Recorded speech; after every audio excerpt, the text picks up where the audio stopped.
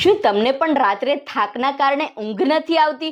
તો આ ઘરેલું ઉપાય ચોક્કસથી અપનાવો. ચાલો જાણીએ તે પહેલા અમારી ચેનલને ફોલો કરી દેજો અને આ વિડીયોને લાઈક કરી દેજો. રાત્રે સૂતા પહેલા ગરમ દૂધમાં એલચી પાવડર, જાયફળ પાવડર અથવા તો હળદર પાવડર મિક્સ કરીને લઈ શકો છો. તેનાથી શરીર રિલેક્સ અનુભવશે.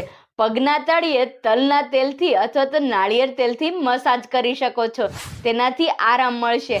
આ સિવાય ગરમ પાણીમાં 1 થી 2 ચમચી મીઠું અથવા તો ઇપ્સોન સોલ્ટ નાખીને 10 થી 15 મિનિટ પગ ડુબાડી રાખો. તેનાથી થાકમાં આરામ મળશે. શરીર શાંત થશે. આ સિવાય તુલસીની ચા પણ પી શકો છો. આ સિવાય માથામાં તલના તેલથી મસાજ કરવાથી પણ રિલેક્સ મળશે. આ સિવાય અશ્વગંધા, બ્રાહ્મી, બદામ, કેસર વાળું દૂધ પણ લઈ શકો છો. લવેન્ડરના તેલની સુગંધ પણ મનને શાંત કરશે. સૂવા પહેલા થોડા ઊંડા શ્વાસ લેવાથી પણ મન શાંત થશે અને ઊંઘ પણ સારી આવશે. તો આ ઉપયોગી માહિતી બધા સાથે શેર કરો. તમે રાત્રે શું કરો છો? કમેન્ટ જરૂરથી કરો.